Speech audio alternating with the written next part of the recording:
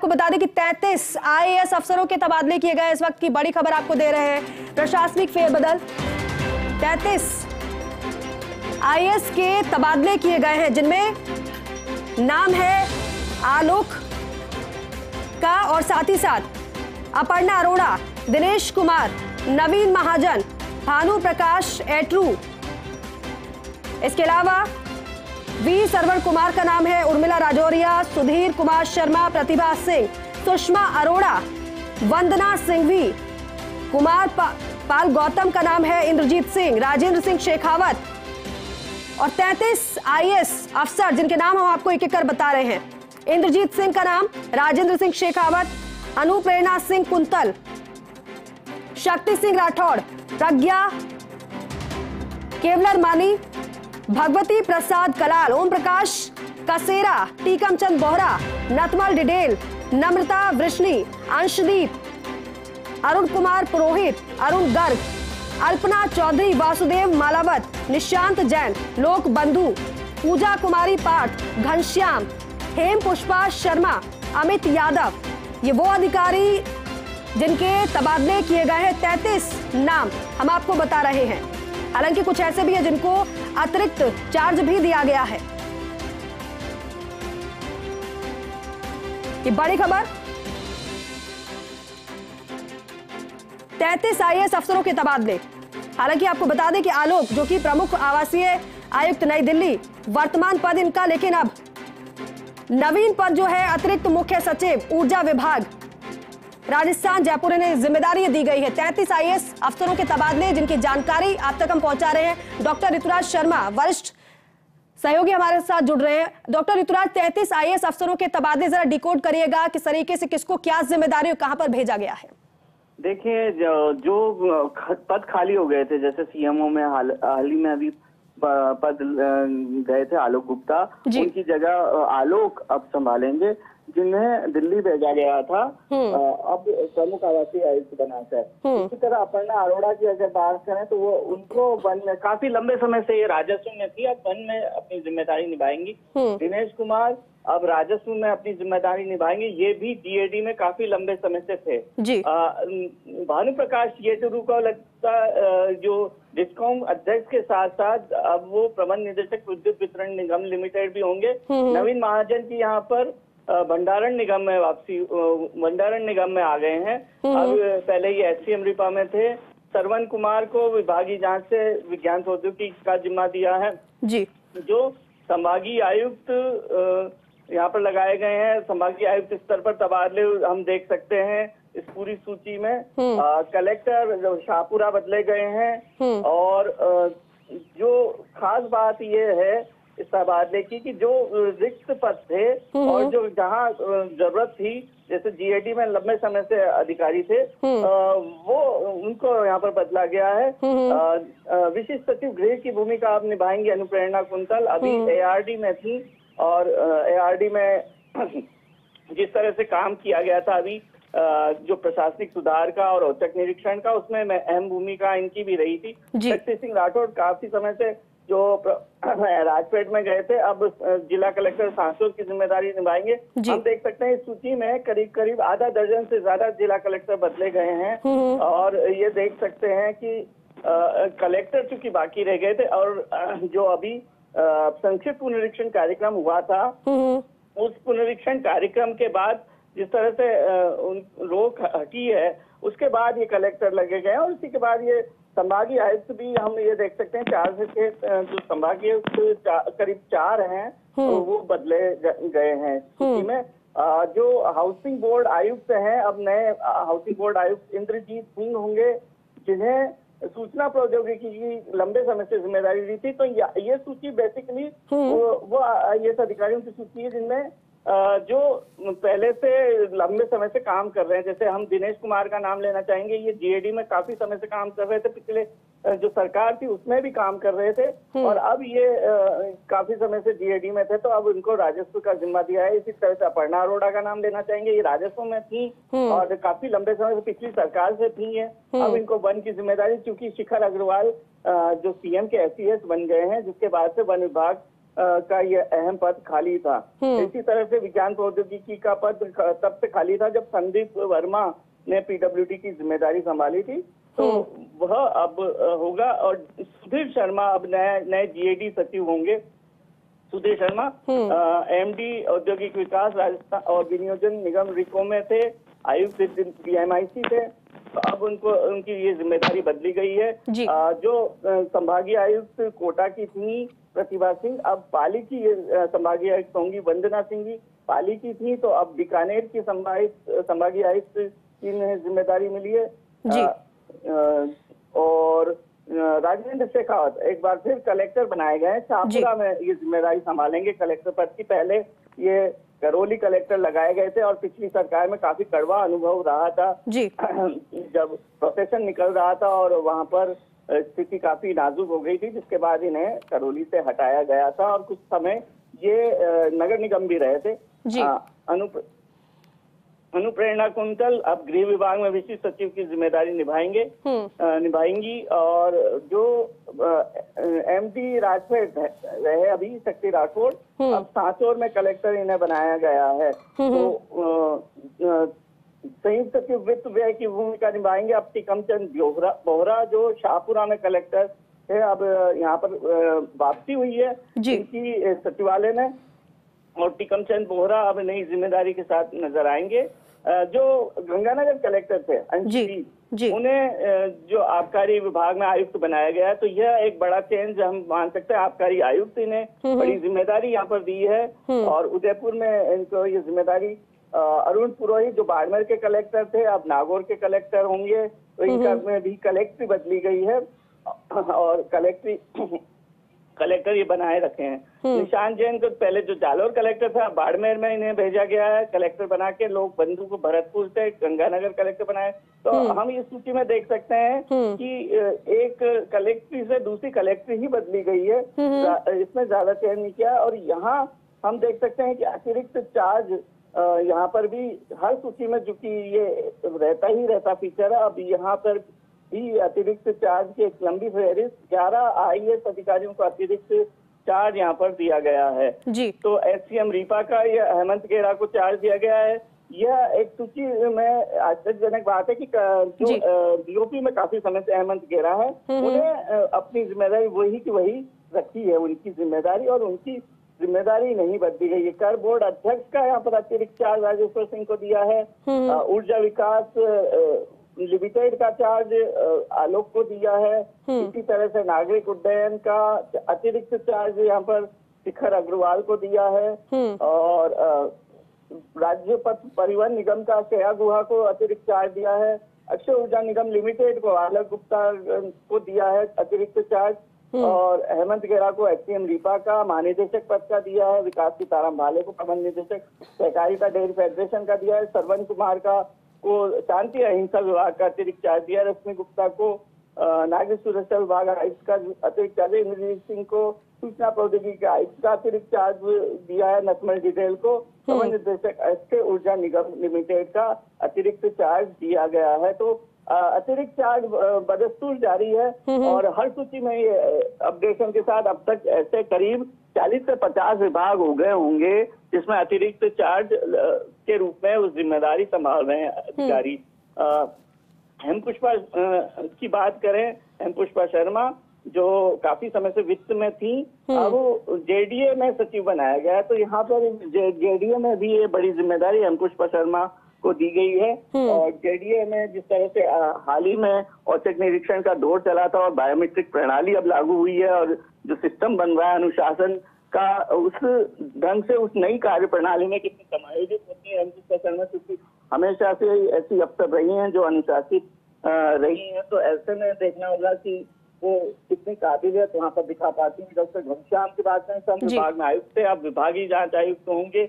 तो मुख्य तौर पर इस सूची में जो नम्रता विष्णी है, काफी लंबे समय से वित्त कर विभाग में संयुक्त सचिव थी, अब बीकानेर को का कलेक्टर बनाया गया है। इनका पहले भी तबादला हुआ था, लेकिन चूंकि जो लेखानुदान और अन्य जो जरूरतें थी इसकी वजह से इनका तबादला पूरा नहीं हो पाया, क्रियान्वित नहीं हो पाया।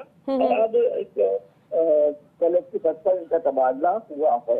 नथमल डिटेल की बात कर लेते हैं तो इन्हें विद्युत प्रसारण निगम में लगाया गया है। राज्य पथ परिवहन निगम में एमडी है ये। तो प्रसारण निगम की जिम्मेदारी किस तरह से संभालेंगे, खासतौर पर ऐसे समय में जबकि बिजली संकट है और ऊर्जा संकट लगातार बना हुआ है, बार बार बातचीत की जा रही है केंद्र से और तमाम तरह की चीजें हो रही हैं। तो ऐसे में ये कैसे भूमिका निभाते हैं, ये देखने वाली बात है। जी डॉक्टर ऋतुराज, कुल मिलाकर देखा जाए तो क्या ये नियमित तबादले हैं, रूटीन तबादले, या फिर कोई अन्य खास बात आपको इसमें नजर आती है?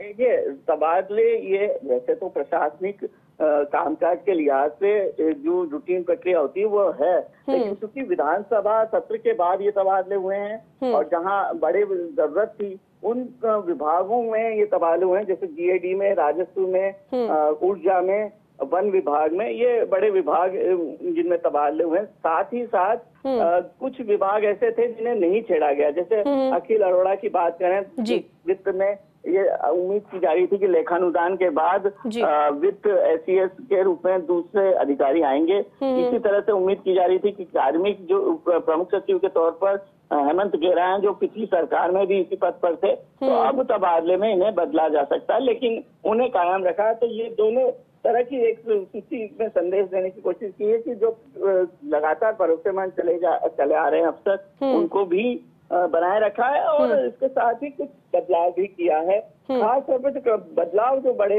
हैं वो बदलाव वन विभाग में जो अतिरिक्त मुख्य सचिव अपर्णा अरोड़ा लगाए गए हैं वो बदलाव है। आलोक को ऊर्जा विभाग में अतिरिक्त मुख्य सचिव लगाया गया है, वो बदलाव है, क्योंकि आलोक अब जब दिल्ली गए थे इससे पहले ये बार बार चर्चाएं थी कि उन्हें सीएम का एसीएस या वित्त विभाग की जिम्मेदारी दी जा सकती है, लेकिन उन्होंने जो कारण बताया था कि वो यह था कि स्वास्थ्य के लिहाज से उन्हें बार बार अस्पताल जाना पड़ता है। तो उस लिहाज से ये ऊर्जा विभाग में कितना, क्योंकि ऊर्जा विभाग भी ऐसा पब्लिक डीलिंग का विभाग है, तो उसमें कितना दक्षता दिखा सकते हैं ये देखने वाली बात होगी। दिनेश कुमार की बात करें, काफी लंबे समय से जीएडी में थे, तो अब राजस्व की भूमिका, राजस्व प्रमुख सचिव की भूमिका में होंगे। और जिस तरह से सरकार ने बार बार कहा है कि जो नए जिले बने हैं उनकी भी अपने हिसाब से समीक्षा की जाएगी। जो अंत में जो 3 जिले बनाए गए थे, बहुत संभव है कि ये समीक्षा के दायरे में हो, तो इसमें भूमिका होगी। काफी लंबे समय से वो जीएडी में थे और जो विभिन्न कमेटियां अभी बनी हैं उसमें उनका योगदान था।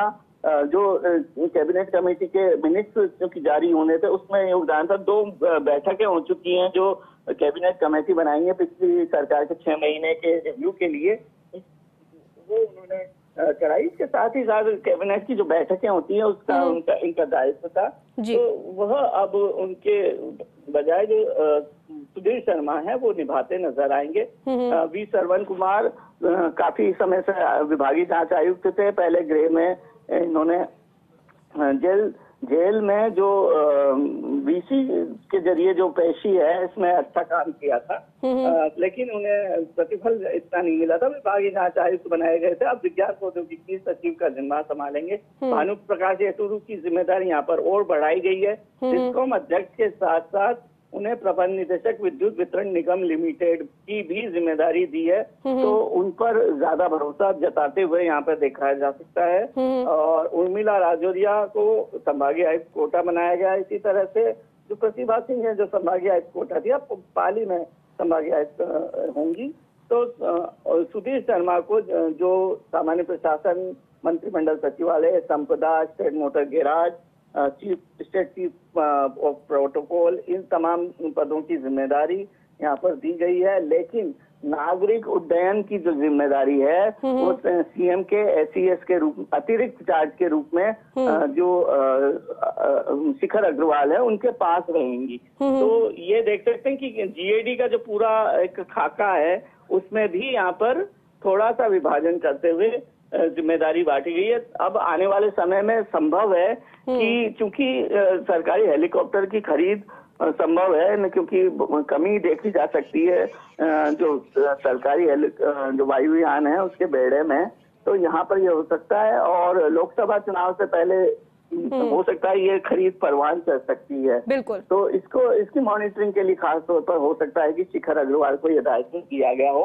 वरना जो जीएडी के सचिव या प्रमुख सचिव होते हैं वही ये दायित्व संभालते हैं। पिछली सरकार में हमने देखा था जितेंद्र उपाध्याय ने इस दायित्व को संभाला था और दो बेकार पड़े जो वायुयान है उनका पहचान में अहम भूमिका उन्होंने निभाई थी। जी ठीक है डॉक्टर ऋतुराज, बहुत शुक्रिया जानकारी के लिए, बातचीत के लिए। ऐश्वर्य प्रधान भी हमारे साथ जुड़े। ऐश्वर्य, बेहद अहम हो गया है ये 33 IAS अफसरों के तबादले, आपको दिखाई दे रहा है क्योंकि इससे पहले भी जितनी सूचियां आई हैं उसमें कहीं ना कहीं कोई ना कोई संदेश जरूर था। देखिए, एक इसमें इस पूरी लिस्ट में कुछ नामों का मैं जिक्र करूंगा। वैसे वरिष्ठ सहयोगी ऋतुराज ने काफी कुछ बता दिया है। इसमें मुख्यमंत्री भजनलाल शर्मा ने व्यापक स्तर पर जब सरकार आई थी, जब होमवर्क तो किया था, लेकिन तबादलों को लेकर संशय था कि कैसे एक साथ सूची निकालें या फिर एक एक करके निकालें। तो यही कारण था कि धीरे धीरे करके सूची आ रही थी। उसी कड़ी में आज ये सूची भी आई है। फर्स्ट इंडिया न्यूज ने दोपहर में खबर प्रसारित की थी कि IAS और IPS की तबादला सूची है वो कभी भी जारी हो सकती है, बस मुख्यमंत्री की हरी झंडी की प्रतीक्षा थी। तो मुख्यमंत्री की हरी झंडी मिलते ही यह सूची सामने आ गई है। इस सूची में अगर देखते हैं तो अपर्णा अरोड़ा को अब जो महकमा दिया गया है उन्हें वन और पर्यावरण और जलवायु परिवर्तन दिया गया है, जो शिखर अग्रवाल देख रहे थे CMO में आने से पहले। ये महकमा ऐसा नहीं कि इम्पोर्टेंट नहीं है, ठीक महकमा माना जा सकता है, क्योंकि अमूमन ये माना जाता है कि पिछली सरकार में बहुत अच्छी पोस्ट पर रहे हो तो अगली सरकार में जो सरकार बदल जाती है तो कोई ठंड की पोस्ट, लेकिन ऐसा नहीं है। यहाँ पर शायद प्रतिभा को तराशा गया, सरकार को जो प्रतिभाशाली लगे हैं सरकार ने उनको लगाया है। लेकिन यहाँ पर एक अधिकारी की बड़ी जोरों से चर्चा थी कि कुमारपाल गौतम जो है वो वापस से किसी महत्वपूर्ण महकमे में जाएंगे, लेकिन सरकार के पास उनको लेकर कोई जानकारी थी, क्योंकि एक्साइज जैसे महकमे में रहे और उससे पहले रहे तो उनको अब थोड़ा सा डाउन कर दिया गया है इस लिस्ट में। कुमारपाल गौतम की मैं यहाँ पर खास तौर पर जिक्र भी करूंगा। फिर इस पूरी लिस्ट को अगर आप देखते हैं तो आलोक इसमें महत्वपूर्ण नाम है। सबसे बड़ा नाम आलोक है। आलोक दिल्ली से आए, वापस से प्रमुख संभागीय आयुक्त, आवासीय आयुक्त बनकर दिल्ली चले गए थे और अब ऊर्जा महकमा उन्हें मिला है। हीरालाल नागर भी चाहते थे कि इस महकमे में बहुत अच्छे अधिकारियों की जरूरत उनको भी थी, तो हीरालाल नागर की जो टीम है वो स्ट्रांग हो गई है। हीरालाल नागर भले ही पहली बार मंत्री बने हैं, लेकिन हीरालाल नागर को काम करने का बहुत अच्छा तजुर्बा है। तो उनके लिए मैं यहाँ पर मंत्रियों का एक एक का जिक्र करूंगा, किस मंत्री के साथ कौन सा यहाँ जुड़ा है, उसका जिक्र करना यहाँ पर काफी आवश्यक हो जाता है। वहीं राजस्व में अब दिनेश कुमार गए हैं जो हेमंत मीणा के साथ रहेंगे। हेमंत मीणा काफी काबिल मंत्री है, नंदलाल मीणा के बेटे हैं, उनको भी जरूरत थी। वहीं इस पूरी लिस्ट को देखते हैं तो एक चीज अभी 2 दिन पहले ही निशांत जो है उनकी मुख्यमंत्री भजनलाल शर्मा से मुलाकात हुई थी जब आबू रोड मुख्यमंत्री गए थे तब। अब लेकिन निशांत को जालौर के ठीक पास के जिले बाड़मेर में भेजा गया है। हालांकि बाड़मेर जिला जो है वो ज्यादा महत्वपूर्ण है, तो निशांत मुफीद लगे इसलिए निशांत को जिम्मेदारी दी गई। इसी लिस्ट में प्रमोटी भी है कहीं, उनकी मैं बात नहीं करूंगा, लेकिन नथमल डिडेल का यहाँ जिक्र करना आवश्यक है। नथमल डिडेल वही हीरालाल नागर की टीम में रहेंगे। तो दूसरी तरफ कसेरा को भी जोधपुर में लगाया गया है ऊर्जा विभाग में ही। ओम प्रकाश कसेरा अच्छे अधिकारी हैं, तो इनको भी वो जिम्मेदारी दे दी गई है। हालांकि नवीन महाजन जो है वो राज्य भंडारण निगम में पहुंच गए हैं, ये थोड़ा सा सोचने की बात है। बाकी प्रतिभा सिंह को एक संभागीय आयुक्त से दूसरा संभागीय आयुक्त, इसमें एक बैलेंस करने की भी कोशिश की गई है। अधिकारियों की सूची पहुंची थी जब सरकार आई थी, सरकार जैसे ही सत्ता में आई थी वैसे ही यहां से एक सूची पहुंची थी। सूची में जानकारी मांगी गई थी कि कितने अधिकारी कौन से तबके के हैं, यानी सवर्ण कितने हैं, ओबीसी कितने हैं, SC कितने हैं और ST कितने हैं। हो सकता है वो जानकारी केंद्र ने ना मांगी हो, लेकिन इस तरीके की चर्चाएं थी कि एक लिस्ट तो यही कारण है कि लिस्ट में भी संतुलन करने की कोशिश की जाती है, ऐसा कहा जाता है। हालांकि सरकार इन चीजों से इनकार करती है। वहीं इस लिस्ट में एक एक करके इन नामों की मैं जिक्र इसलिए नहीं करूंगा कि मेरे वरिष्ठ सहयोगी ऋतुराज शर्मा कह चुके हैं। मैं यहाँ पर सरकार के दृष्टिकोण से इस पूरी लिस्ट की बात करूंगा। यहाँ पर ऐसा नहीं कि विधायक ने या मंत्री ने अपने जिले के लिए कोई कलेक्टर मांगा हो। अमूमन ये होता है कि मुझे पूर्ववर्ती भाजपा सरकार भी याद आती है और अब की भाजपा सरकार भी याद आती है। भाजपा सरकार में की बात है कि वो ये शायद ये पूछा गया है संभवतः कि आप ये बता दीजिए कि आपको कौन नहीं चाहिए, ज्यादा से ज्यादा ऐसा पूछ लिया जाता है। लेकिन ये मत बताइए कि आप इसी को ही लगाइए, हम हमारे हिसाब से लगाएंगे, आपको कोई शिकायत है तो आप हमारे पास कीजिए, या आपको लगता है कि आपकी सुनवाई नहीं की जा रही आपके लोगों की तो हमें बताइए। तो मुख्यमंत्री ने ये पावर अपने पास रखी है। मुख्यमंत्री भजनलाल शर्मा, मैं एक और अपडेट दे रहा हूं, मुख्यमंत्री भजनलाल शर्मा की हरी झंडी मिलते ही एक और लिस्ट आनी है, और जो लिस्ट आएगी वो लिस्ट आईपीएस के तबादले की आएगी। आईपीएस के तबादले भी होने, वो सबसे ज्यादा प्रतीक्षित है, उनका सभी लोग उनकी प्रतीक्षा कर रहे हैं कि कितनी देर बाद आईपीएस के तबादलों की लिस्ट आएगी। लेकिन यहाँ पर कुमारपाल गौतम जो लगातार महत्वपूर्ण महकमों में रहे, उनको लेकर अब सरकार ने उनको साइडलाइन कर दिया है। ऐसे ही जो दूसरे अधिकारी हैं, इनमें इन पूरी की पूरी टीम में अगर हम देखते हैं तो इनमें मौका भी दिया गया है, नए अधिकारियों को बहुत अच्छा मौका दिया गया है। वहीं कई अधिकारी ऐसे हैं उन्हें एक्स्ट्रा चार्ज दिया गया है, अतिरिक्त कार्यभार दिया गया है। लेकिन घनश्याम को विभागीय जांच में भेज दिया गया है, जो ममता भूपेश के पति हैं। वो श्रम विभाग में थे आयुक्त, अब उनको डॉक्टर घनश्याम को विभागीय जांच का आयुक्त बना दिया गया है। और हेम पुष्पा शर्मा को जयपुर विकास प्राधिकरण में, तो मैं यहाँ पर उनके ममता भूपेश के पति का मैंने इसीलिए जिक्र किया कि अमूमन होता है कि अब चूंकि हालांकि अधिकारी का किसी सरकार से वास्ता नहीं होता, लेकिन वो उनके पति हैं, तो अब इनमें उनको कौन सी जिम्मेदारी दी जानी थी अलग बात है, लेकिन उनको थोड़ा सा साइडलाइन करने की बात जोड़ी जा सकती है।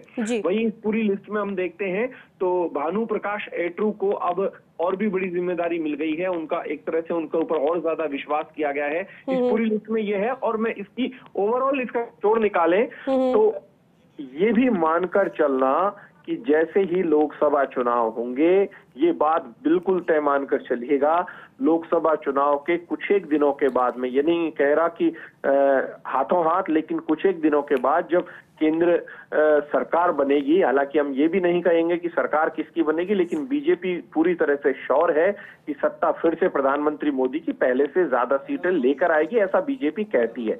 हम ये नहीं कहेंगे कि सरकार किसकी आएगी केंद्र में, लेकिन लोकसभा चुनावों के बाद कुछ दिन बाद एक और लिस्ट आएगी, उसमें बड़े भारी फेरबदल हो जाएंगे, इनकी परफॉर्मेंस देखी जाएगी, इनकी सारी जानकारियां ली जाएंगी, और उसके बाद सरकार एक अपनी अलग स्पीड पकड़ेगी। बिल्कुल, आगे भी इसी तरीके की सूची आ सकती है। ऐश्वर्या बने रही हमारे साथ, डॉक्टर ऋतुराज हमारे साथ लगातार बने हुए हैं। डॉक्टर ऋतुराज, वैसे तो आपने पूरा डिकोड किया है, लेकिन फिर भी जिस तरीके से इसका जिक्र ऐश्वर्या भी कर रहे हैं कि यहाँ पर पूरी सूची को देखा जाए तो यहाँ चॉइस का कोई रोल नहीं है, बल्कि प्रतिभा को देखा गया है, और उसके बाद ये जिम्मेदारियों का बंटवारा। बिल्कुल, यहाँ पर जो मेरिट के आधार पर जिस तरह से जिम्मेदारी का बंटवारा किया गया है, इसमें ही एक नाम सुषमा अरोड़ा का लेना चाहूंगा।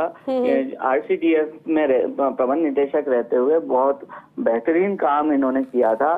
खास तौर पर जो डेयरी का दूध संकलन है वो 17,000 लीटर से इन्होंने बढ़ाकर 50,000 लीटर जो किया था, उसमें इनकी काफी तारीफ भी हुई थी। और इसके बाद अब इनको रिको का जिम्मा दिया है, ये बहुत बड़ा इनाम एक तरह से हम कह सकते हैं कि रिको एमडी के रूप में ये अपनी जिम्मेदारी निभाएंगी। इसमें खास तौर पर जो उद्योगों को जो सहूलियत देने के लिए जो जमीनों का और जो औद्योगिक क्षेत्र विकसित करने का जगह जगह और जो जिस तरह से उनको सहूलियतें दी जाती हैं कस्टमाइज पैकेज, उसमें एक अहम भूमिका रहेगी। लेकिन जो पिछले जो काम किए गए थे आरसीडीएफ में अपनी तरह के ये बड़े काम थे, और इसी को देखते हुए सरकार ने ये इनाम दिया है। खासतौर पर दूध संकलन की बात हो या पूरा सिस्टमेटिक मैनेजमेंट और निरीक्षण करते हुए इस तरह से डेयरी सुधार, एक तरह से श्वेत क्रांति को एक आगे बढ़ाना और डेयरी सुधार के दिशा में जो काम किए गए उसका यहाँ पर इनाम मिलता हुआ साफ नजर आया है। और इसके साथ ही रिको में एमडी के साथ साथ ही डीएमआईसी की आयुक्त भी होंगी सुषमा अरोड़ा। तो यह एक बड़ा यहाँ पर संदेश देने की कोशिश की गई है कि किस तरह से मेरिट के आधार पर, प्रतिभा के आधार पर यहाँ पर चॉइस की गई है। और अगर ये सूची चीफ सेक्रेटरी सुधांशु पंत की माने तो निश्चित रूप से ये कई बार हम ये देखते हैं कि एक अलग उदाहरण पेश करते हुए नजर आए हैं उस सूची में, और वही एक उदाहरण यहाँ पर भी सामने आया कि किस तरह से नाम सुषमा अरोड़ा का यहाँ पर रिको एमडी के लिए और डीएमआई से आयुक्त की एक बड़ी जिम्मेदारी यहाँ पर दी गई। जो इससे जो इनका जो काम था सहकारिता डेयरी फेडरेशन में और सहकारिता से जुड़े जो सुधार थे और जो सहकारिता आंदोलन को जिस तरह से मजबूत एक कड़ी के रूप में इन्होंने स्थापित किया, उसी का एक इनाम यहाँ पर माना जा सकता है। जी बिल्कुल डॉक्टर ऋतुराज, एक बात और, क्योंकि कई अधिकारियों के नाम आप गिना रहे हैं, लेकिन ऐसे कितने अधिकारी आपको नजर आ रहे हैं जिनका कद और भी ज्यादा बढ़ा है, जो और भी ज्यादा मजबूत हुए हैं? देखिए करीब करीब इसमें जो नाम बेहतर नजर आ रहे हैं वो सबसे बड़ा नाम तो आलोक का ही है, जो दिल्ली में भेजे गए थे जब उन्होंने यहाँ पर प्रतिनियुक्ति से लौटकर यह माना जा रहा था कि इन्हें एसईएस वित्त या सीएमओ में एसईएस लगाए जाएंगे, लेकिन ऐसा नहीं किया गया और उन्हें दिल्ली भेज दिया गया। तो तब ये लग रहा था कि वो दिल्ली रहना चाहते हैं, लेकिन अब वापस उनको यहाँ पर बुलाया। तो ऊर्जा विभाग में जिस तरह से जिम्मेदारी दी, ऊर्जा क्योंकि पब्लिक डीलिंग से जुड़ा सबसे बड़ा विभाग है और जिस तरह से ऊर्जा संकट की स्थिति बार बार आती है तो बड़ा तालमेल यहाँ पर करना होगा, क्योंकि उत्पादन की स्थिति इतनी अच्छी नहीं है और उत्पादन और मांग को मैच करते हुए किस तरह से किया जाए और कम से कम बाहर से बिजली खरीद की जाए। और दूसरी ओर एक कड़ी चुनौती बिजली ऊर्जा सुधारों की है, किस तरह से छीजत को कम करना हो या फिर और तमाम तरीके के ऊर्जा सुधार के उपाय लागू करने हो, या फिर जो कर्ज है ऊर्जा को लेकर उस तमाम तरह के कर्जों को किस तरह से पाटने की कोशिश करेंगे, में महत्वपूर्ण भूमिका निभा सकते हैं। जहाँ तक बात करें और बड़े कद की, तो निश्चित रूप से जैसे हमने बताया सुषमा अरोड़ा का यहाँ पर बड़ा नाम, क्योंकि जिस तरह से सहकारिता आंदोलन को मजबूत दिशा में एक काम किया था इन्होंने। आरसीडीएफ का जो दूध संकलन का जो हाईएस्ट रिकॉर्ड है रिकॉर्ड मेंटेन किया था, वो मेंटेन करने के चलते और तमाम तरह की इनके नवाचारों के चलते उन्हें ये रिको की जिम्मेदारी यहाँ पर दी गई है। इसी तरह से बिल्कुल मेरिट के आधार पर अब नई जिम्मेदारी में ये अधिकारी नजर आने वाले हैं। बहुत शुक्रिया डॉक्टर ऋतुराज पूरी जानकारी के लिए, बातचीत के लिए। और चलिए इसी के साथ बुलेटिन में फिलहाल के लिए इतना ही।